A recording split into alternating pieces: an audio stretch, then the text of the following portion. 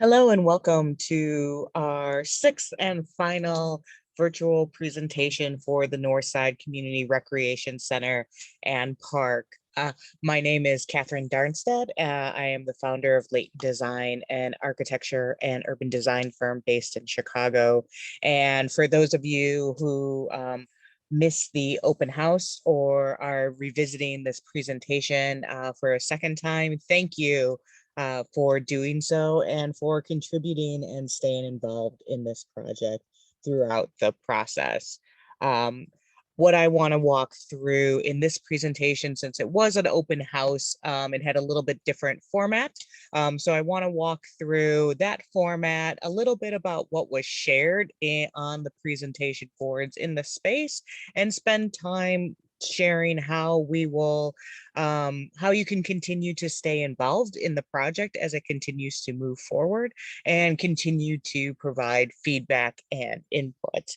On the screen right now, you see the agenda for that open house. We started with celebration. We continue to have a core group of people who have been attending all the meetings and even new people who came in throughout the open house who were visiting the project for the first time or who haven't been involved at one of the meetings since the first time. So we wanted to celebrate that and welcome everyone. We walked through project updates and the timeline moving forward, and then we revealed some of the first core vision and artistic representations of what the building could look like and how the spaces could start to lay out. We had a quick Q&A that lasted longer than 5 minutes, and I'll try and intersperse some of those comments that we heard. And then we opened up the gymnasium to everyone to get closer to some of the boards that we had printed out, the images, the floor plans, and then also some of the recap from the previous meetings as well. But we celebrated and we started with a welcome on behalf of the city of Des Moines. We were all gathered together to see the culmination of work to define a vision for the project that will form the basis for the future phases of the project. Those future phases include fundraising, they include procurement, they include designing the building with a new design team and then actually constructing it. So there's a lot of steps that happen before we open the doors of the space. But we always had to start with, we have to thank everyone for participating in the process, because it wouldn't have happened without people. It wouldn't have happened without this core group, with the community that came, that challenged us, that pushed for the pool, that, asked the hard questions and stayed engaged and involved. So there's a huge thank you to that group of people. We also want to share a little bit about the engagement and who we talked to. It wasn't just within the gymnasium or even virtually through these presentations. It was these public meetings where we had 200 different community conversations, but it was also 50 youth engaged through basketball and Girl Scouts events. It was, 9 community members interviewed for the video storytelling project. And, all of that together, including door knocking, postcards, homes visited, all of that comes together to over 500 hours of dedicated time by community members to shape a vision for the new Northside Community Recreation Center and Park. And that's huge. I mean, that was its own round of applause there, just to see that quantified, the passion quantified in that way. When it comes to how we move forward, all of that work that has brought us here to today, to the open house that's outlined in the green box. We've been through a big journey. We started last year in September of 2021 with a project kickoff, and then started these visioning meetings, the engagement, the discussions, the thinking through the design and the programming and hearing all your feedback, ultimately got us to where we were on March 24th of 2022 for the open house. So the 6 months of work is finally culminating in this final outcome of the planning phase and the collective vision that forms the foundation for the project. But there have been lots of questions about what happens next. So, with this slide, we could take a few minutes to explain that. Right now, the core city and design team is wrapping up the planning phase of the project and will be completing a final report document that'll share the process and then the outcomes with both city council, and then also will be available through the project website. Invictus Media is still working through the storytelling project and compiling those interviews and archival materials that starts to tell the story of the grub, the memories, and just what's happening within the community, and share some of the visions from previous leadership in the community around that space. When we complete those two pieces, the next task is fundraising. And that process is being led by the Parks and Recreation Department Director and City Manager's Office. And it's going to take roughly a year for that fundraising work to be completed. It's not only a fundraising strategy, but it's also then specific conversations and negotiations that will happen with different partners to take that $12 million budget that is known and started with and take it to 15 million and hopefully even beyond. We want to dream big. During that time, the city team will explore opportunities for financial contributions as well as potential partnerships that support the project vision and goals from a programming standpoint, as well as physical space and around the park space as well. After that, in about a year, we'll know, after fundraising, we'll know how big and how much and what the project budget is from those fundraising results, which will move forward into the design phase. So what we shared at this meeting and what we're going to share on this call or this presentation right now is just the vision. It's the baseline. It's the big idea of what the community recreation center and park could be. It's not the final building design. That building design will come from be procured and finalized through a design and engineering team that will be selected after the fundraising phase is completed. And then we feel design will take about a year to complete, and then construction will move forward after that. Construction is anticipated to be around 18 months, starting in summer 2024, with the goal that the new facility will be open by the end of 2025 or early 2026. Broadly, that's our pathway from March to 2025. So we're very excited to definitely have to celebrate this first phase, but know there's a lot of hard work ahead of us moving forward. So with that said, that means there's going to feel like a moment where it's quiet or there's a pause. It might feel like that from the exterior, but certainly there's a lot going on behind the scenes. How you'll know that is you could always go to the city website, where this project has its own dedicated website, and which will be updated periodically through this process. We will stay involved through a variety of channels. The website is one, neighborhood liaisons to the neighborhood association groups is another, and the city is also committed to provide email updates to those on the email list. So if you're not on that, please go to the project website and sign up, because that'll be a great way to stay involved.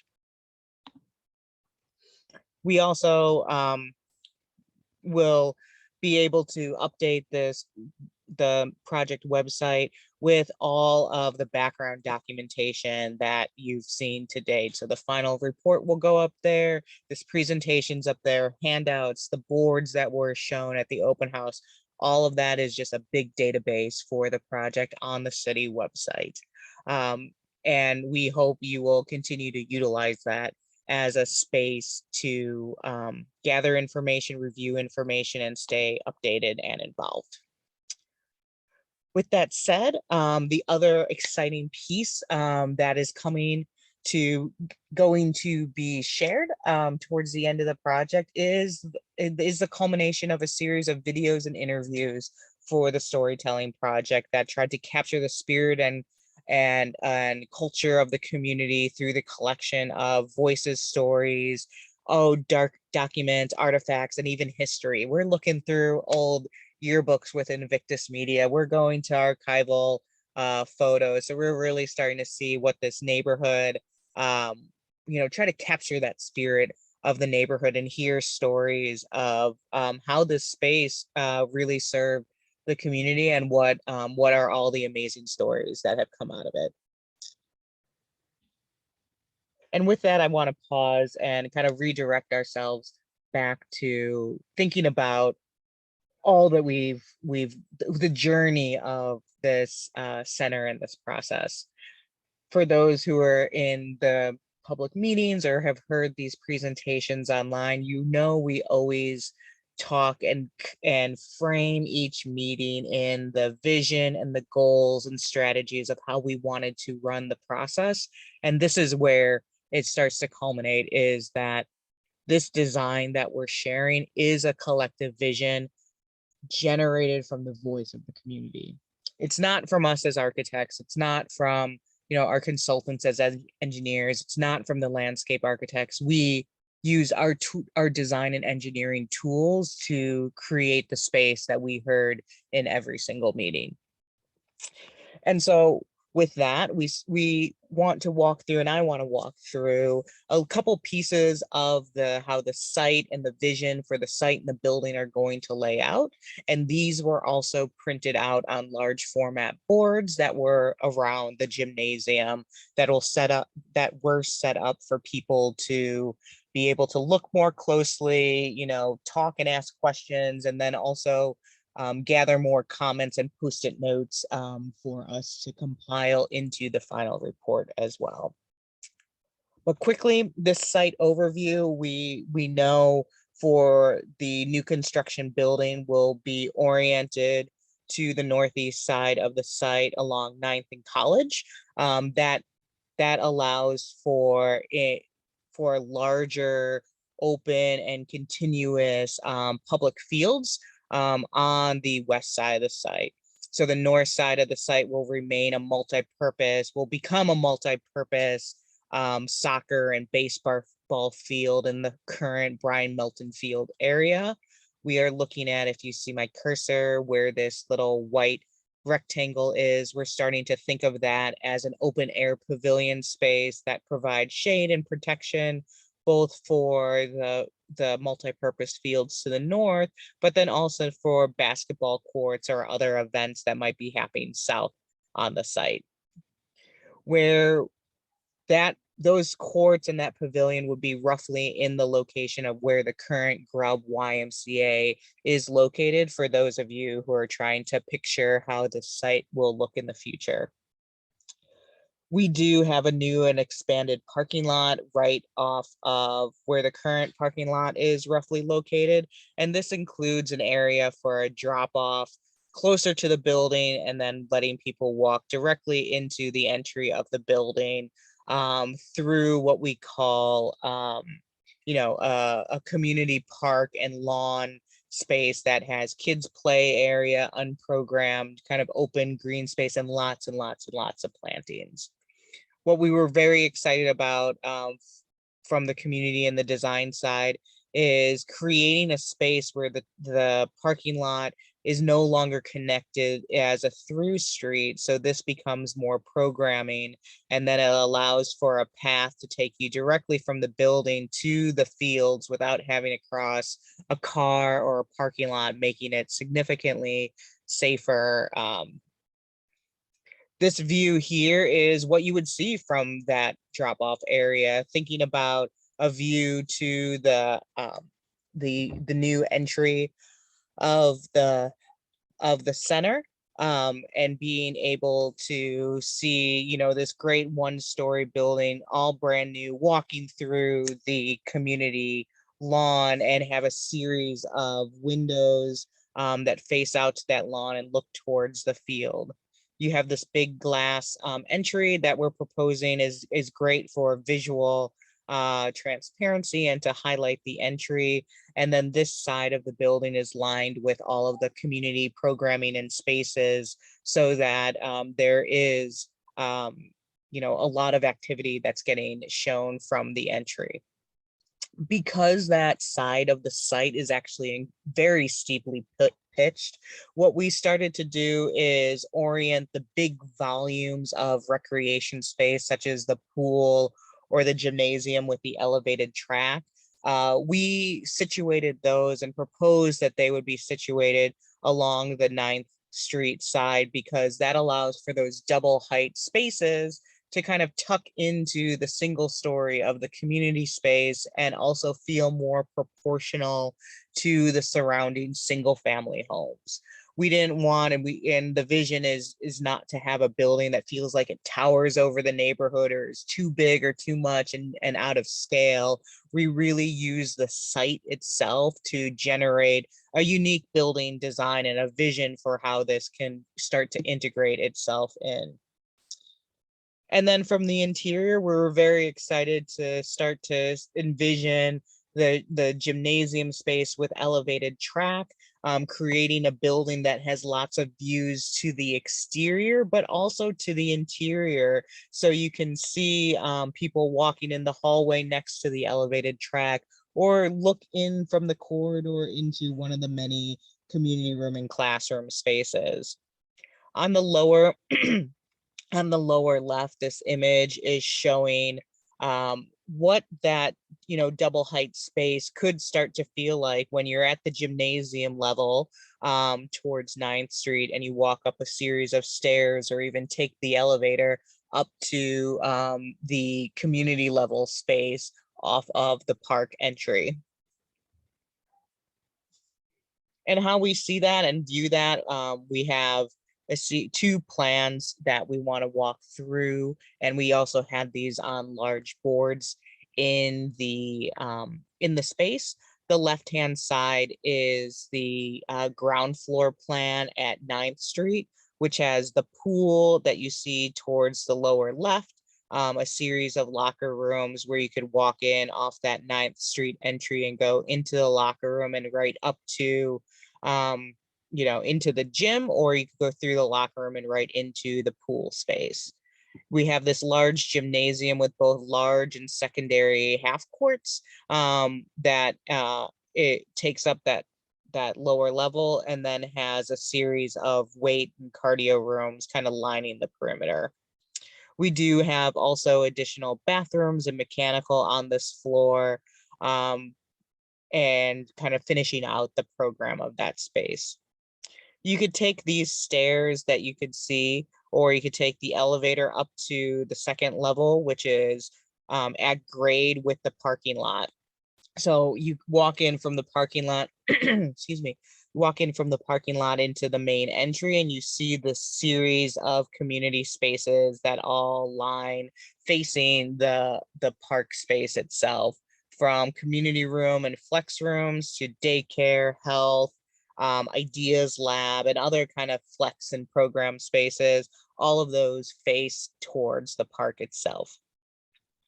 The red area, the yellow area is showing the elevated track and then associated gym spaces from fitness studio, wellness, cardio, a lot of spaces that needed to have their own individual space for both sound and to allow for multi-use programming. And then finally, here's a few images from that open house so you get a look and feel of how that layout came together.